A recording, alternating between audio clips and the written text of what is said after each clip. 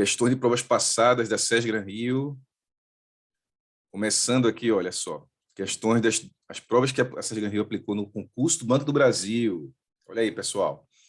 O concurso 2010 e concurso 2015. Vamos ver aqui 10 questões envolvendo um mix aqui dessas duas provas aqui, de 2010 e 2015. Importante que tivemos cuidado de separar da SES Gran Rio, que é quem está aplicando neste ano para vocês, tá? Então, vamos aqui ver como é que foi aplicado. A primeira questão, questão 1, fala: o sistema financeiro nacional é constituído por todas as instituições financeiras públicas ou privadas existentes no país e seu órgão normativo máximo é o... Isso aí nós vimos, né? Temos uma questão muito parecida aqui, quer dizer, mais de uma questão nesse sentido. Aí fica fácil acertar, né? Aqui tem Banco Central, BNDES, não é? Banco Central não é. O órgão máximo, pessoal, não é o Banco Central. Quem é o órgão máximo regulador? É o CMN, Conselho Monetário Nacional. Nada a ver com o Ministério da Fazenda, Caixa Econômica Federal também não. É a letra C, pessoal, tá? CMN. Quem colocou esse aí é uma questão que pode cair. Olha, caiu no concurso do 2010, tá? Questão super fácil aí. Vocês estão dominando esse tema, né?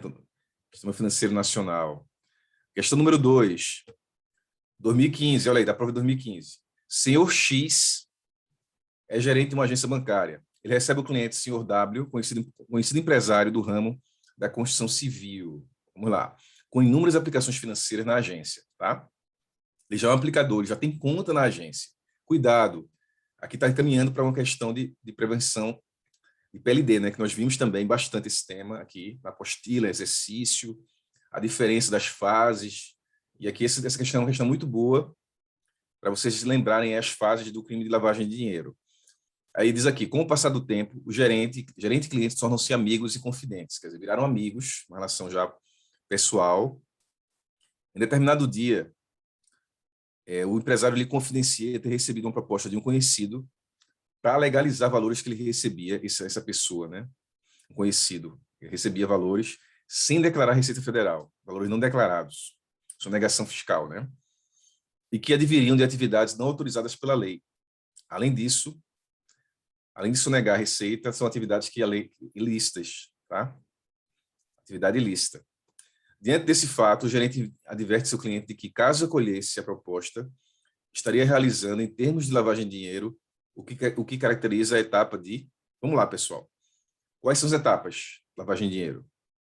Colocação, quando alguém chega com o funcionário do banco, com o gerente do banco, para colocar o dinheiro, para introduzir o dinheiro no banco. Certo? Ele quer introduzir, quer fazer um depósito de espécie, de um valor não declarado, tá? Que é uma suspeita que esse recurso seja de atividade ilícita. Então, ele quer colocar no sistema esse dinheiro ilícito. É a primeira fase, a colocação.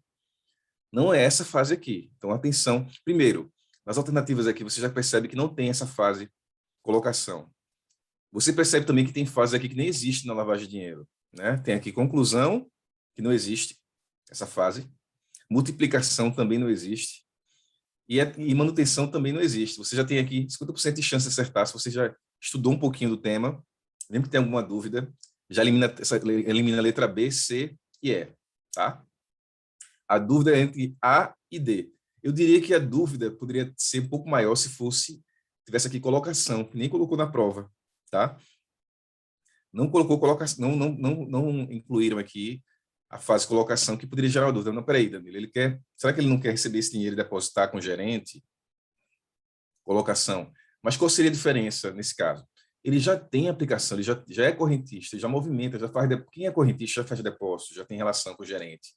Então, assim, o que se tentou fazer aqui? Esse terceiro está tentando o quê? Ocultar, usar outras pessoas para distribuir esse dinheiro ilícito e, depois de ocultar, a integração quando ele retorna como lícito, né, esse recurso. Entenderam? Então, aqui é a fase 2. Quando ele tenta buscar pessoas, buscar parceiros, buscar alguém para pegar para esse dinheiro ficar oculto, para ocultar a origem do recurso, entenda o termo ocultar aqui, tá? Quando ele tenta ocultar a origem, aí a gente está na fase de ocultação. Qual a diferença, Danilo? Se ele tivesse, no caso, querendo, essa pessoa, como está descrito aqui, se ela fosse uma pessoa que estivesse querendo abrir conta, querendo depositar, e não assim, não querendo usar uma movimentação que já faz parte do dia a dia da empresa, para poder ocultar. Percebam que a fase de ocultação já é de alguém que já passou pela fase de colocação. E aqui está falando de alguém que já tem relação com o gerente. Só que essa pessoa pode se envolver com um crime também, e se ela se envolver, começa a depositar, como se fosse da receita da empresa, começa a depositar dinheiro ilícito. Ela não é a fase inicial de abertura, né? É a fase de tentar ocultar, a fase até que tem que ter uma atenção maior. Aquela empresa começou a ter um depósito muito maior aqui, né? Está ocultando alguma coisa, né? Tá? Então, enfim, essa é a segunda fase, pessoal, não é a fase de início, é a segunda fase. Por que não é a fase final? Porque não é a integração. Integração é quando o dinheiro volta como lícito. É quando a empresa já consegue fazer alguma transação com esse dinheiro para uma atividade ilícita. Por exemplo, o dinheiro veio de lá de trás com uma colocação ilícita, conseguiram depositar, conseguiram iniciar, alguém conseguiu iniciar esse relacionamento e esse depósito ilícito. Depois ocultou, conseguiu transferir para contas de terceiros, o caso aqui, o terceiro, né? Porque o conhecido aqui, essa pessoa que cometeu o crime, ela quer um terceiro aqui para poder passar o dinheiro por lá e ocultar. O terceiro aqui seria o empresário, que confidenciou isso para o gerente. Então, essa fase de ocultação. Transferir para outras contas, né? Tentar dificultar o rastreamento desse crime. E aí, a última fase é o quê? Quando esse dinheiro já entrou no caixa da empresa, já foi absorvido pelas movimentações, não se percebeu, e aí, de repente, a empresa faz um investimento adicional, comprando material de construção, comprando comprando um outro prédio, um terreno, legalmente. Mas na verdade, assim, ela comprou com esse dinheiro, né? Aí, mas ela comprou de forma legal um terreno. Depois que ocultou, quando se consegue ocultar, e aí se faz uma atividade lícita no final, o dinheiro volta como se fosse limpo, aí é integração.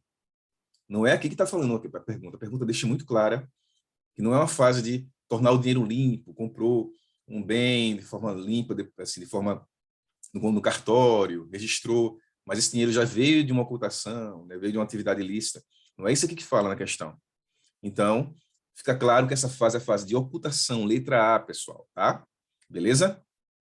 Então, atenção aí, que é uma questão muito boa, que assim, é um tema muito importante, né? E muito provavelmente deve ter alguma questão na prova sobre lavagem de dinheiro, tá? Reveja essa questão, reveja as listas que fizemos sobre esse tema, porque se não tiver com essa abordagem dessa que está aqui, pode ter alguma coisa parecida como eu coloquei nas listas. Tem várias questões sobre isso, tá? Beleza? E aí, passando aqui, questão 3. Vamos lá. A operação de antecipação de um recebimento, ou seja, a venda de uma duplicata, crédito a receber, vendeu-se uma duplicata, para uma sociedade de fomento mercantil. Sociedade de fomento mercantil costumam ser as empresas que emprestam recursos, né? São as factorings, por exemplo. Tá? Então, lembre-se do conceito. Sociedade de fomento mercantil, são as factorings. Não é aqui arrendamento mercantil, não é arrendamento. Não é um leasing aqui. Tá? Porque eu podia confundir nessa questão, talvez. Leasing teria que falar que é o quê? Primeiro, não é duplicata sendo descontada, não é? E o leasing é aquela operação, para vocês poderem entender já, começar a entender a solução da questão, é aquela operação em que o bem, né, na verdade, assim, existe um financiamento do bem, como se fosse um aluguel do bem para a pessoa que contrata o leasing, contratante do leasing, o arrendatário, né? Ele contrata o leasing e vai pagando as mensalidades. No final, ele fica com valor residual para ele comprar o bem ou não, ou ficar para a instituição, para a concessionária, por exemplo, quando se trata de carro, um leasing de carro, de veículo. O proprietário é o arrendador, né? O arrendamento mercantil, e ele fica com esse carro no final, com valor residual. Então, tem parcelas mais baixas no início, porque é como se fosse um aluguel, você não está pagando seu carro, né? Fica no nome do arrendamento mercantil, do arrendador, inclusive, no início, sempre. Então, a pessoa tem o direito de comprá-lo no final, mas pode não comprá-lo e, de repente, contratar um outro leasing para ter um carro novo e não comprar pelo valor residual, pelo valor que ficou lá no final. Tá? Então, para diferenciar. Então, cuidado aí. Fala de sociedade de fomento mercantil. Mediante o pagamento de uma taxa percentual atrelada ao valor de face da duplicata. Essa operação de descontar duplicata, descontar cheque, descontar... As factorings fazem muito. Então, atenção, essa questão fala de... Não é leasing, pelo que eu falei. Hot money, lembra que é aquele empréstimo de curto prazo, com taxa alta, não foi o que falou na questão. Spread é a diferença que o banco ganha em relação a uma taxa mínima de risco, livre de risco. Então, isso é o spread bancário. Não é também. E funding, não. Funding é recurso, é quando você capta recursos no mercado para emprestar. Ou seja, tem um funding. O funding para financiamento imobiliário é poupança, ela é usada como funding para financiamento imobiliário, por exemplo. Então, é outro termo. Mas você não precisa, mesmo que você não conheça todos os conceitos, aqui, pessoal, associou sociedade de fomento mercantil a uma factoring, fica fácil entender que isso aqui é uma operação de factoring. Letra D. Ok, pessoal? Letra D. Beleza? E aí, entrando na questão número 4. Admita que um empresário brasileiro, acionista majoritário de uma empresa em situação pré-falimentar. Aí, vejam, essa questão começa assim com um assunto assim, falando de empresa falimentar, pré-falimentar que está para falir. Mas não vai falar aqui de falência de empresa. É um assunto que nós vimos aqui durante nosso curso. Diz aqui o seguinte: venha a ser acusado pelos acionistas minoritários de uso de informação privilegiada e manipulação de preços de ações negociadas na Bolsa de Valores. Quer dizer, veja só, ele está cometendo crime de quê? Informação privilegiada em relação a valores mobiliários, né? Ações de valor. Lembre-se que ações negociadas na Bolsa de Valores, Mercadorias e Futuros de São Paulo, que é B3 hoje, né?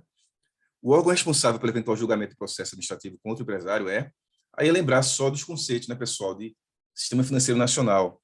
Quem é que cuida de valores mobiliários? É o Banco Central. Vamos lá, vamos colocar aqui pela questão já. CAD, nada a ver com CAD, né? CAD, nada a ver, CAD não faz parte aqui do nosso objeto de estudo. Bolsa de Valores, é a própria Bolsa de Valores que faz isso. A Bolsa de Valores é ambiente de negociação, não é ela que vai fazer a apuração, né?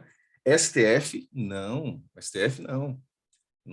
STF não foi. STF só vai cuidar de coisas que estão já precisam, que já recorreram, já está em a esfera judicial, enfim, é algo bem específico. E STJ também não. Veja só, está muito fácil essa questão, né? Se ele tivesse colocado aqui Bacen, poderia ter gerado dúvida e tal, mas fica claro que é CVM, né, pessoal? Comissão de Valores Mobiliários. Valores mobiliários são os valores negociados na Bolsa de Valores, ações, por exemplo, né? Títulos e valores mobiliários. A CVM cuida disso, da regulação, é o órgão regulador de valores mobiliários. Então, atenção, essa questão é fácil, vejam só. Duas questões bem fáceis, que falou de CMN e CVM, tá? Falando de Sistema Financeiro Nacional. E aí vocês aqui leram a questão, perceberam, já não tem como errar aqui, né? Tranquilo, né? CVM, nós vimos muito sobre isso também durante o curso. Ô, Danilo. Pois não? E eu lembro que tu falou também, diz assim, que é órgão, é conselho, não é isso? Órgão o quê? Se a questão cita um órgão, qual órgão, geralmente se remete a conselho, não é isso? Desculpa, Erika, está um pouquinho baixo a tua ligação, não consegui te ouvir. Remete ao Está quê? entendendo melhor agora? Melhorou um pouquinho, pode falar. Certo. Você disse o seguinte, quando a questão cita órgão, geralmente está ligado a conselho, não é isso? Quando cita órgão, Quando a questão cita órgão, qual órgão? Geralmente está ligado a conselho, não é isso? não, veja, não, assim, quando fala órgão, é o órgão, qual o órgão regulador, né? Costuma ser, pode ser aí, se você estivesse falando aqui sobre instituição financeira, sobre a atuação da instituição financeira, poderia ser o Banco Central, mas não necessariamente é conselho do Banco Central. Órgão, veja, a autoridade máxima do, banco, do SFN, qual é? CMN. Qual é a instituição, o órgão, a autoridade máxima? É o CMN, Conselho Monetário Nacional. Quem é que está vinculado embaixo do CMN? O órgão, o Banco Central, a instituição, o órgão, a CVM, né? Então, assim, aí você precisa só entender como é que é feita a capilaridade, assim, como é que irradia isso, né? Aí o Banco Central, os operadores, cartão de crédito, operadores de cartão de crédito, bancos, né? Bancos aí, corretoras, todo mundo dentro da regulação do Banco Central. Na parte de ações, na parte de valores imobiliários, ações, mercado secundário e na parte de negociação de ações, aí entra a CVM como órgão que vai regular e punir, disciplinar os valores imobiliários. Quando se fala em ações, aí lembre-se, aí não precisa nem assim lembrar, pensar, não é órgão ou é instituição, não. É a finalidade, qual é a função desse órgão ou dessa instituição, tá? Para você não se prender ao termo órgão ou instituição. E, de repente, você aprova até colocar o termo instituição ou órgão em alguma situação, o que você precisa associar é o conceito, beleza? E aí fica fácil você entender que a CVM, ela cuida dessa parte de bolsa de valores, os investimentos, né? Quando envolve investimentos no mercado, a parte de investimentos de capitais, né? Inclusive a parte de regulação de fundos também, de oferta pública, os investimentos mesmo, algo específico de investimentos, ações, aí é CVM, tá? A CVM que atua regulando o que pode ser feito e o que não pode ser feito, e punindo também, quando for necessário, tá? Então, só para poder entender esse conceito, recapitular, para diferenciar e não confundir. Agora, aqui ficaria fácil também, porque se alguém tiver alguma dúvida, se tivesse o Bacen aqui, Banco Central, poderia gerar uma dúvida para quem não soubesse distinguir bem. Mas fica claro que fala de investimentos, fala de ações, é a CVM que cuida. Beleza? Não, tranquilo. Eu só queria ter essa noção mesmo para justamente não fazer esse link de órgão com conselho. Mas você esclareceu. Beleza, valeu, Érica. Tranquilo? Então, essa questão aqui, pessoal, questão fácil também de prova, tá? Pode cair alguma coisa muito parecida. Vejam que tem duas questões aqui, ó. Duas questões, uma de 2010 e outra de 2015, que aborda conceito em relação aos órgãos reguladores, tá? Tranquilo? E aí, olha só, aí vem a questão 5. Aquela questãozinha, olha, lembra vocês das questões que a gente viu? Que tem aquelas alternativas. Pode cair assim, pessoal, tá? A Sergram Rio já usa esse modelo. Então, não é à toa que a gente viu muita questão assim, para aprofundar. Então, veja, aqui ele fala o seguinte, na questão do concurso 2010, sobre a SUSEP, tá? Cumprir, quais são as atribuições da SUSEP, que fala aqui embaixo, mas você vai entender quando você faz a conexão aqui, ó. São atribuições da SUSEP apenas. Aí ele fala aqui do número 1, cumprir e fazer cumprir as deliberações do Conselho Nacional de Seguros Privados. Isso aí, pessoal, né? SUSEP Seguros Privados, SUSEP, não é isso? Previc, Previdência Complementar Fechada, SUSEP Seguros Privados. Então, tá certo. Beleza? Ele está vinculado à CNSP, Seguros Privados. E a Previc está vinculada ao quê? Ao Conselho Nacional de Previdência Complementar, CNPC, né? Lembrem-se disso. Aí são coisinhas para você. CNPC, Conselho Nacional de Previdência Complementar, e CNSP, Conselho Nacional de Seguros Privados. Quando fala seguros privados, é SUSEP, tá? Então, o número 1 está certo. Segunda opção, zelar pela defesa dos interesses dos consumidores do mercado de seguros, previdência aberta. Aí, veja, ele botou aberta por quê? Porque Previc é quem regula, né, a previdência fechada. A previdência fechada dos funcionários do Banco do Brasil, por exemplo. A previdência fechada, que é para aquele grupo específico. Lembram do conceito? E aí, essa previdência fechada é Previc que regula. Quem regula a previdência aberta é a SUSEP. Seguros e previdência aberta é SUSEP, tá certo. E capitalização também, certo? Então, o número 2 correta também. 1 e 2 corretas. Terceira opção, regular e fiscalizar as operações de compra e venda de ações e títulos públicos realizadas no mercado balcão. Olha só, título público, não, tesouro, não. O que está errado aí? Aqui não está falando de título de capitalização, está falando de venda de ações aqui. Aqui está falando aqui, quem regula isso, esse conceito aqui, quem regula, é a CVM, pessoal. Mercado de ações. E outra coisa, mercado de ações, tá? Venda de ações. Título público já não seria nem ela, né? Tesouro direto já envolve aí uma regulação envolvendo o Banco Central, envolvendo as instituições financeiras que o Banco Central usa o mercado aberto para poder comprar e vender título público. Não é nem na competência da CVM isso, mas ele misturou aqui as coisas. Não é competência da SUSEP ver nem compra e venda de ações, nem ver a questão do título público. Então, percebam os conceitos. SUSEP é seguro, previdência aberta e capitalização. Falou aqui de outra coisa, falou de ações, falou de título público, não é SUSEP. Esqueci, está errada a 3, tá? Já sei que está errada. A quarta, prover recursos financeiros para as sociedades do mercado de seguros, previdência privada aberta e capitalização por meio de aporte de capital quando necessário. A SUSEP faz isso? Não, ela não tem que ficar aportando capital quando a empresa, quando a seguradora está com dificuldade. Prover recursos financeiros, salvar a seguradora, faz parte da atribuição da SUSEP. Quando a seguradora não consegue se pagar, está com dificuldade? Não. Ela regulamenta, ela coloca regras de boas práticas, fiscaliza se estão fazendo correto, se estão aplicando o dinheiro correto para serem sustentáveis, para terem uma boa governança. Ela reza pelas boas práticas, mas ela não tem que estar colocando dinheiro no seguro, senão assim é muito bom, né? Tem um pai SUSEP que basta errar que aí ele vai lá e cobre. Não é assim. Então, a quarta está errada também. A quinta é disciplinar e acompanhar os investimentos das entidades do mercado de seguros, previdência privada aberta e capitalização, em especial os efetuados em bens garantidores de provisões técnicas. Isso sim, pessoal. Veja só. O que é que ele fala na quinta questão, na quinta opção aqui? Disciplinar e acompanhar os investimentos. Por quê? A SUSEP não tem que zelar pela governança e pelo equilíbrio das seguradoras? Tem. Para fazer isso, ela tem que saber como é que o dinheiro que ela está recebendo dos prêmios dos segurados, ela está colocando esse dinheiro onde? Ela está investindo em coisa que não pode, colocando em alto risco esse recurso. Será que a SUSEP não tem que olhar para isso? Tem. Por quê? Porque senão se a seguradora fizer besteira com dinheiro, ela não vai poder honrar os compromissos de seguro quando houver um sinistro. Quando alguém precisar usar o seguro do carro e acionar a seguradora, ela vai dizer, não tenho dinheiro para pagar, porque eu usei mal o dinheiro, investi mal o dinheiro. Então, lembrem-se, a SUSEP vai rezar pelas boas práticas, pela disciplina, em relação, inclusive, aos investimentos que as instituições fazem com o dinheiro que ela recebe da atividade dela, para poder zelar pelo equilíbrio dela financeiro, para que ela possa arcar com um pagamento que for necessário de sinistro, seguro, o que for, tá?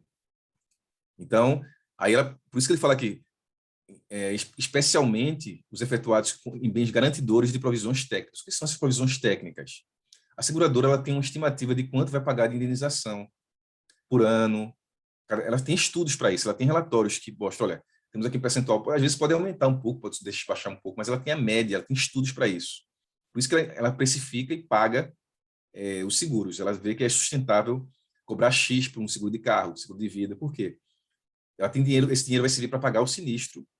E aí chama de provisão técnica. O que é provisão técnica? É separar aquele dinheiro para os pagamentos de sinistros, de ocorrência que a seguradora precisa pagar, que a seguradora precisa arcar. E aí, o que ela tem de garantia, os bens garantidores de provisões técnicas são o quê? São aqueles bens, aqueles recursos que ela vai usar para garantir o pagamento dessas provisões de sinistro. Então, está certíssima a quinta opção. Então, pessoal, 1, 2 e 5. Qual é a letra? Letra B, né, pessoal? Letra B aqui, ó. 1, 2 e 5. Beleza? Conceito de SUSEP a gente viu bastante também. Conceito, mais uma questão de SFN, tá? Atenção aí, SFN sempre a explora bem. Talvez até, não sei se essa prova desse ano, como tem mais temas, né, LGPD que a gente viu, questão socioambiental, política, o código de ética abordando com muita profundidade, pode ser que usem menos, mas assim, SFN é uma questão certa, né? Pelo menos uma questão de SFN, tá?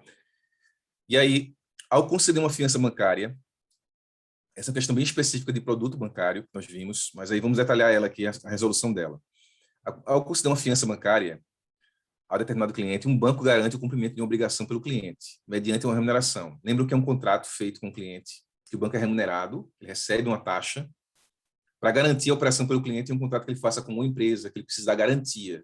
E aí ele pega uma fiança com o banco, esse cliente precisa ser avaliado pelo banco, tem que ter bom relacionamento, lembra que a gente viu isso? E aí a letra A diz, ele quer saber a correta, né, aqui. Então, qual é? A fiança bancária não precisa ser aprovada pela área de crédito dos bancos. Precisa, tem que ter análise de crédito. Nós vimos sobre isso, né? Porque no banco não vai conceder uma fiança para pagar uma dívida se ele não faz uma análise de crédito do cliente. Se essa pessoa não for aprovada, não puder pagar, não tiver capacidade de pagamento. Então, tem que ser feito. Letra B diz, é proibida pelo Banco Central, no caso de operações que não tenham perfeita caracterização do valor em moeda nacional.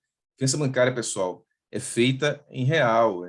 Isso é uma característica importante para vocês lembrarem.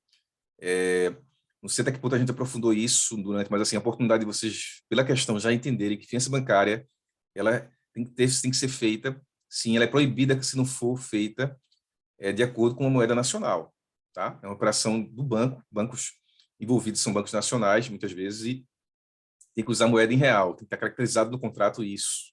Então, essa B está correta. E aí, para confirmar isso, vamos ver as outras questões para ver se estão erradas. Letra C, tem remuneração limitada à taxa de juros de referência da economia? Não necessariamente. É um acordo, é uma taxa cobrada pelo banco. Se a taxa de juros estiver lá embaixo, pequenininha, o banco negocia uma taxa maior, pode ser mais do que a Selic. Ele não vai precisar limitar a Selic. A taxa de juros de referência da economia é a Selic, né? A taxa básica. Lembram disso? Que é a Selic. Ok? Então, não precisa, isso não existe essa regra de limitar o que vai ser cobrado para o banco vai cobrar de acordo com a Selic. Não é assim, ele pode cobrar mais, se quiser, ou menos. Ok? Normalmente é mais. E aí, letra D.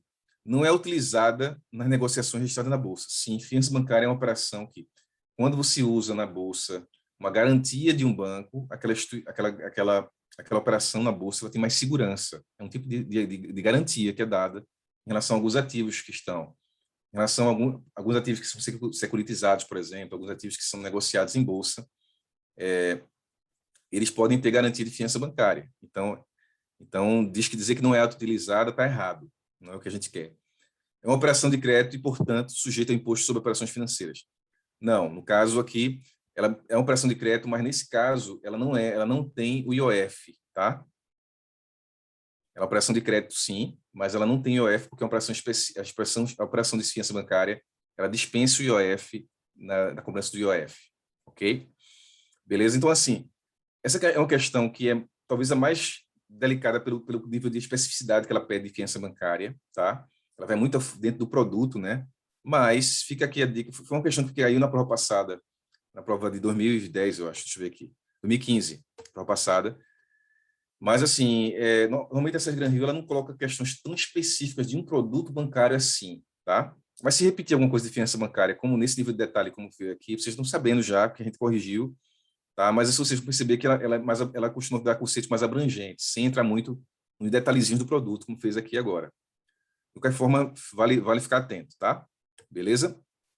E rever até aqueles conceitos de produtos também que nós vimos, se tiver um tempinho de revistar, quem tiver com um pouco mais de dificuldade nessa parte de produto bancário. Rever as aulas gravadas, né? Rever os exercícios. Questão 7. Aí, olha, questão 7. Olha aí, essa questão é legal, pessoal. Questão tranquila, também fala um pouquinho de produto bancário, mas é uma questão mais que não é tão específica, que dá para a gente entender por conceito, que é o que a Gran Rio mais faz, é isso. Questões que envolvem o conceito para você saber o que significa, né? E olha que legal. Fala de corporate finance, que é um assunto que também está, um tópico que nós vimos durante nossas aulas aqui. E tem questões que nós fizemos sobre corporate finance também, lembram? E aí, o que é o corporate finance? Falando em corporate finance, lembrem-se, aquisições, né? Fusões e aquisições de empresas. Uma empresa comprando outra, adquirindo, fundindo com outra. Cisão entre empresas. Então, quando o banco presta esse serviço para grandes empresas, de consultoria para aquisições e fusões, está falando de corporate finance. Para grandes empresas, grandes empresas. Vamos ver qual é a resposta que encaixa aqui. Questão muito boa e simples, né, pessoal? Só lembrar os conceitos. Letra A. Realização de um contrato de câmbio para viabilizar exportações e importações? Não. Nada a ver com corporate finance, tá? Não é contrato de câmbio. Realização de atividades corporativas no exterior? Também não. Aqui, ó, quem não conhece o conceito corporativo, corporate, vou marcar essa, vou chutar, não é por aí. Nada a ver com operações corporativas do exterior, não é isso o conceito. Letra C. Gestão de ativos financeiros no segmento corporativo. Não é a gestão dos ativos financeiros. Veja só, não vou gerir os ativos, o patrimônio da pessoa jurídica. Isso pode ser uma atividade que eu venha fazer também, posso ser um gestor patrimonial, é possível ser um gestor patrimonial para a empresa. Mas não é esse aqui o foco não é no termo corporate finance não significa isso, tá? Cuidado. Então pula a letra C, está errada, não é isso. Letra D, manutenção de contas correntes de expatriados no exterior, nada a ver também. Expatriados no exterior, você manter conta não é corporate finance, nada a ver com isso. E letra E, olha aí, intermediação de fusões, cisões, aquisições e incorporações de empresas. É essa aí. Essa aí é o conceito fiel, né? O conceito certo de corporate finance. Então, marco letra E, beleza? E aí já sei que quando eu vejo esse termo fusão, cisão, aquisição, já estou certo que essa questão que eu acertei, né? É uma questão que você vai ter êxito aí na prova. Beleza, pessoal? Aí questão 8, o Banco Central, a questão de 2015, ó, o Banco Central tem por objetivo zelar pela liquidez da economia. Nós vimos sobre isso também, lembra das funções do Banco Central, também batemos muito sobre isso, né? A liquidez é um atributo de um ativo que deve, em maior ou menor grau, conservar o valor ao longo do tempo e ser capaz de liquidar dívidas. Tá? Na verdade, liquidez, assim, o conceito eu até definiria de outra forma que essa Rio colocou aqui, enfim, mas liquidez é a capacidade de você ter o recurso disponível na mesma hora, ter a liberdade de sacar no mesmo. Isso sim reflete liquidez, se você ter a disponibilidade imediata do recurso, né? Não está com carência, mas enfim, ela quis passar aqui esse ponto de vista aqui, conservar valor ao longo do tempo e ser capaz de liquidar dívida. Liquidar dívida aqui, entenda, é ter o dinheiro na hora para pagar na hora que quiser. É o termo liquidez, tá? Aí veja só, aí a questão vai com essa distinção, mas ela vai para uma coisa que a gente viu muito também aqui. Veja, sendo uma moeda um ativo líquido, a moeda é líquida, né? A moeda é o ativo mais líquido, porque nós usamos para pagar na hora. Se eu quero pagar em dinheiro, é um ativo líquido, não é isso? Se eu quiser pagar com um terreno, o terreno é um ativo ilíquido, é imóvel. Dinheiro é líquido, todo mundo recebe, né? Disponível, né? Então, a moeda é um ativo líquido. O Bacen interfere na liquidez da economia quando? Quando é que o Banco Central interfere na liquidez da economia, pessoal? E aí nós vimos isso. Lembre-se sempre, interferência do Banco Central, a política monetária, ela é para combater o quê? Então, atenção, né? Não vamos, para simplificar para vocês, sempre que falar de política monetária no sentido de intervir na liquidez da economia, qual é a intenção que existe do Banco Central? Se ele vai intervir na liquidez, aumentando a liquidez na economia, gerando mais moeda na economia, o que é que acontece? A inflação tende a subir, mais moeda na economia, mais dinheiro. Lembra desse conceito que a gente viu? Sobe a inflação. Nós temos questões sobre inflação também aí, muitas questões que vimos antes da lista que passamos. Mas assim, só para vocês lembrarem, injetou recurso, injetou moeda na economia, então existe mais dinheiro sobrando, as pessoas consumem mais, não é isso? E o preço sobe das coisas, porque todo mundo procurando os mesmos produtos. E aí, como existe uma demanda mais forte do que a oferta, demanda versus oferta, né? As pessoas procuram mais, aquele preço daquele produto sobe. E subida de preço é inflação. Não é assim? Tranquilo? E aí, veja, ele pergunta assim, quando o Banco Central precisa intervir, aí se ele retira dinheiro da economia, se ele, por exemplo, ele faz aquela operação de compra de título público, né? Ele compra, desculpa, ele de venda de título público, ele retira dinheiro da economia, ele vende título público e recebe o dinheiro. E aí, quando ele faz essa operação, ele está tirando dinheiro da economia. Quando ele tira dinheiro da economia, só para vocês entenderem de forma mais simples, tirou dinheiro da economia, diminuiu a quantidade de dinheiro. E aí as pessoas vão fazer o quê? Vão gastar menos, né? Porque tem pouco dinheiro, né? A taxa de juros subiu, pouco dinheiro na economia, o dinheiro ficou mais caro, o dinheiro ficou mais caro. Eu tenho pouco dinheiro, eu vou gastar mais ou menos, vou gastar menos. Não é assim? Quem tem menos dinheiro? Se você está com mais restrição de dinheiro na economia, até na sua vida, lembre-se na sua vida. Eu tenho menos dinheiro, vou gastar mais ou menos. Vou gastar menos. Se eu gasto menos, se todo mundo gasta menos, os preços tendem a cair. Certo, pessoal? Tendem a diminuir. Então, eu sabendo que esse tipo de atitude, de interferência do Banco Central, é a primeira coisa. Eu sei que é para poder controlar, que é a função principal do Banco Central, combater a inflação, né? É um monstro que tem que ser combatido, né? Nas economias globais. No Brasil, da mesma forma. Então, a inflação tem que ser combatida. E aí, quando você lê essa questão aqui, interferindo na liquidez, já lerei, ele está combatendo a inflação. E aí, quando eu vou ver as respostas também, olha, ele vai interferir na liquidez da economia quando as reservas monetárias estão baixas. Não tem. Ele não precisa intervir. Se a reserva monetária está baixa, ele não precisa necessariamente intervir na liquidez, no termo liquidez da economia. Não precisa. Os empréstimos excedem reservas bancárias? Também não, pessoal. Né? Não tem a relação aqui. O empréstimo que você der à reserva bancária pode não significar desequilíbrio, né? Não é necessariamente desequilíbrio. Tá? A economia pode absorver muitas vezes essa situação também. Em algumas situações pode absorver. Então, o que está certo aqui é a letra C. A inflação está acima do esperado. Aí quando você bater o olho, né, só tem esse termo, só tem essa informação da inflação, porque se tivesse a inflação está abaixo do esperado, aí teria duas respostas certas. Por quê? Ele pode intervir quando a inflação está abaixo do esperado, para estimular a economia, a liquidez, ou quando está acima do esperado. Mas não tem essas duas, não tem duas respostas que falam de inflação. Fala só uma resposta de inflação, e é essa a causa que o Banco Central utiliza para intervir na liquidez, tá? Para combater a inflação. Vocês entenderem o conceito. Por quê? Porque quando a inflação está acima do esperado? Porque ele tem que combater, ele tem que intervir, ele tem que retirar a liquidez da economia, tem que retirar a moeda do mercado para que a inflação caia. Então, por isso que a letra C, tá? Beleza? O balanço comercial está equilibrado. Nada a ver, né? Nada a ver com o balanço comercial. Os empréstimos excedem os depósitos à vista. Também não tem nada a ver, tá? Beleza? Então, lembre-se da inflação, nesses casos de interferência do Banco Central para a liquidez na economia. É a inflação que está se falando aqui. Beleza, pessoal? E aí, penúltima questão da SES Gran Rio, concurso de 2010, com a finalidade de captação de recursos, muitas empresas abrem seu capital e emitem ações para serem negociadas no mercado primário ou secundário. Beleza, vimos esse assunto, né? Quem lembra aí? Dependendo da ocasião da emissão das ações, né? Quando a empresa emite pela primeira vez, né? A emissão de ações no mercado primário ocorre quando, eu até antecipei aqui, ele falou primário, a emissão de ações no mercado primário ocorre quando o quê, pessoal? Essa aí eu acho que todo mundo acertou, né? Nós vimos muito sobre isso. IPO, lembra do IPO, Initial Public Offer, quando a empresa ela emite ações pela primeira vez para se financiar. Ela recebe o dinheiro do público. Então, é o mercado primário. Secundário é quando já está com alguém esse recurso, o investidor já comprou e vai vender no mercado secundário, vender na bolsa, por exemplo. Troca a venda e compra e venda de ações na bolsa é mercado secundário. Então, em primária, quando a empresa emite pela primeira vez as ações, no mercado primário já diz, o primário já dá a resposta, né? Então, acho que vocês acertaram aqui.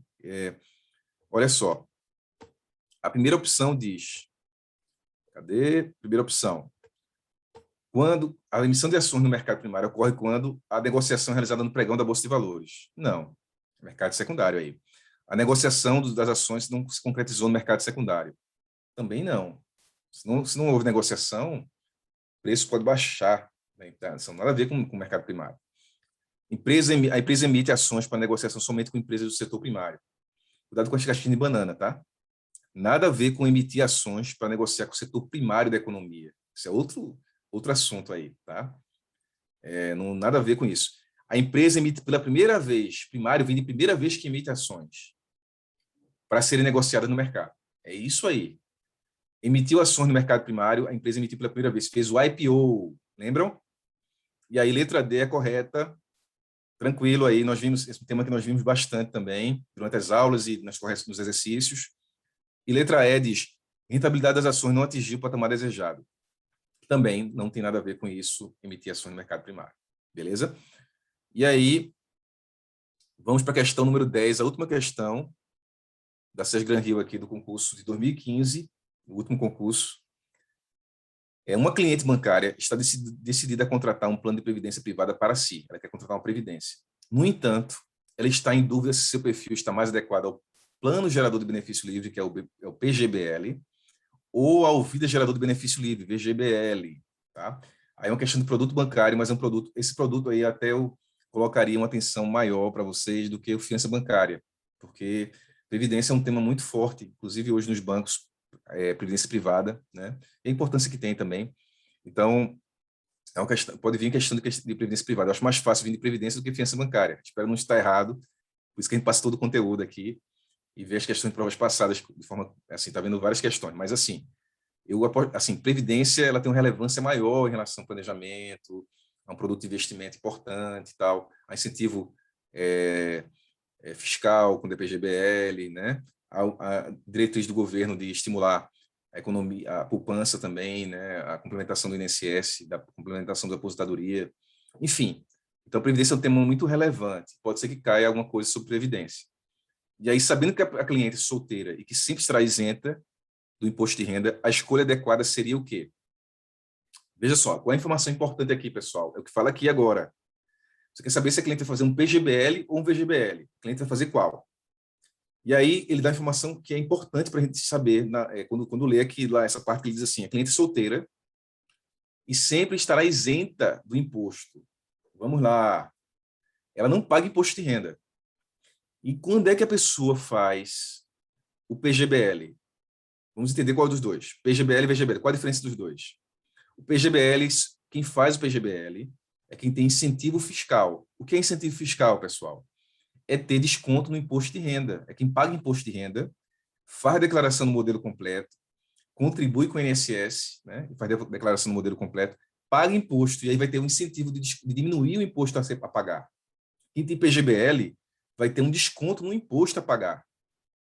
Ok? Então, olha, eu lembro que PGBL é quem paga imposto e que vai ter um desconto. Vocês precisam saber disso, a diferença, tá? Não precisa nem ser um especialista em previdência aqui, vocês podem ver isso depois no CPA 10, CPA 20, mas, assim, para o concurso, conheça o conceito que a Serra Rio pediu na prova passada. Ela pediu, você precisa entender qual a importância do PGBL e do VGBL. PGBL, quem faz PGBL, faz declaração completa de imposto de renda, né? E paga imposto, né? Quem faz declaração completa, porque paga imposto. E aí, quando quem aplica no PGBL pode diminuir o imposto a pagar. Então, lembre-se disso, tem uma redução. Essa redução, na verdade, é até 12% dos rendimentos tributáveis, mas talvez nem aborde algo que seja tão específico em relação, talvez não aprofunde tanto. Veja que essa questão é uma questão muito simples de conceito de previdência. Se eu sei que o PGBL é o que permite abater imposto, por que ela vai fazer um PGBL? Se ela é isenta? Ela não paga imposto. Ela vai descontar o quê? Ela vai diminuir o quê do imposto? Ela não tem imposto a pagar. Então, para ela faz sentido fazer o PGBL? Não faz. Então, eu praticamente já matei a questão aqui, sabendo o quê? Que o PGBL não atende ela, porque ela, no primeiro, ela já é isenta de imposto de renda, ela não paga imposto. É solteira, não faz declaração completa, né? E é isenta do imposto. E aí, veja só, já sei que não é PGBL, então se já sei que é VGBL, quais são as opções aqui? Letra A, PGBL, pois ela não conta com a vantagem fiscal do VGBL. Não, na verdade, quem tem vantagem fiscal é o PGBL. Vantagem fiscal é vantagem em relação ao imposto, né? Lembre-se disso, termo fiscal, em relação ao imposto. Quem tem vantagem é o P, não é o V. Então, não vai fazer PGBL. Aí, eu vou pular aqui para a letra C. Letra C. PGBL, pois ela declara seu imposto de renda no modelo simplificado. Não, PGBL que só faz quem faz no modelo completo de imposto de renda. Lembre-se disso também, tá? PGBL, só quem faz PGBL é aquela pessoa, quem deve fazer PGBL é quem tem modelo completo. Imposto de renda tem dois modelos de declaração. Modelo simplificado, tem as deduções lá, é um pouco mais de deduções, e tem um modelo completo, em que você, na verdade, você usa as deduções em relação com quem paga mais plano de saúde, quem tem filhos, quem é casado, enfim, quem tem despesas maiores, pode usar essas despesas como para deduzir o imposto também. Tem uma limitação para dedução de imposto. E aí, para algumas pessoas, quem tem mais despesas, tem familiares, e quem tem uma família maior, filhos, enfim, tende a fazer o completo, tá? E tem uma renda maior também, né? Quem tem poucas despesas, né, no caso dela é solteira, tende a fazer o simplificado, tá? Então, veja só. Aí, o que está errado aqui? Quando ele fala na letra 6, PGBL, pôs ela declaração modelo simplificado, primeiro, não é PGBL que a gente já matou de cara ali, quando a gente viu na questão, porque não pode ser PGBL, e não justifica ela ter simplificado do PGBL, então está errada a letra C, tá? Letra D, PGBL, pois ela declara seu imposto de renda no modelo completo. Seria isso se ela tivesse, sim, dedução fiscal. Se ela não, aqui já fala o seguinte, ó, ela é isenta de imposto. Então, ela não declara no modelo completo. Então, está se contradizendo com a questão, né? Aqui, ó. Ela declara seu imposto de renda no modelo completo. Como se ela é isenta? Não pode. Então, você sabe que não é no modelo completo. É errada a questão dele. E não é PGBL também, porque ela é isenta, ela não precisa fazer PGBL. Letra E, VGBL, pois ela declara seu imposto de renda no modelo completo. Também nada a ver, veja só. Eu sei que é VGBL, já matei de cara na questão que é VGBL, mas se ela faz no modelo completo, faz sentido ter o PGBL. Contradiz o quê? Se ela é isenta de imposto de renda, ela não faz declaração no modelo completo. Mais uma vez, estou repetindo aqui, né? Mais uma vez, porque quanto mais se repete, mais vocês internalizam. Ela é isenta, pessoal. Errado, letra E. Então fica fácil entender o quê? Veja a letra B. Letra B de bola. VGBL, pois ela não conta com a vantagem fiscal do PGBL. É isso. essa aí está certíssima, é o que a gente já matou de cara. Quando leu o enunciado, viu que ela é isenta de imposto, então ela não tem modelo completo. Então, se ela é isenta, ela não vai precisar de ter abatimento do imposto. Ela vai fazer um VGBL, V de vida, e vai fazer porque não tem vantagem fiscal, não tem compensa nada para ela fazer o P de plano, PGBL. Ok, pessoal, então vimos aqui as questões da SES Gran Rio, né?